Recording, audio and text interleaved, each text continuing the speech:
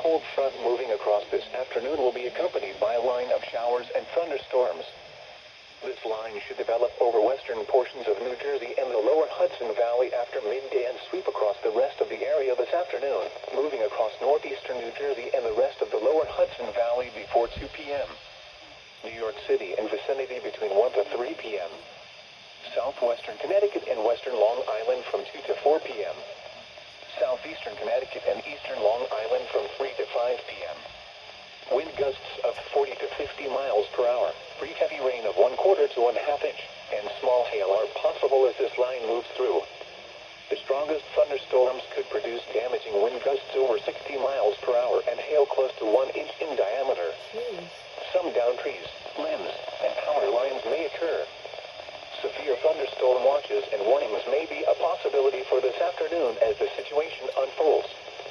Keep an eye to the sky and listen to NOAA All Hazards Weather Radio and broadcast media for further details. Here is a special weather statement for the following areas in New Jersey: Western Passaic, Eastern Passaic, Western Bergen, Western Essex, and Western Union. In the following areas in New York: Orange and Rockland. An area of strong thunderstorms will impact portions of Passaic, Western Union, Northwestern Bergen, Western Essex, Orange and Rockland counties through to 15 p.m. An area of strong thunderstorms centered over Long Island, 50 miles west of Long Island, 40 miles per hour. I can't record the rest because it's way too laggy and there's so much static. It's about to go off the air. There's basically lots of thunderstorms going around the entire East Coast.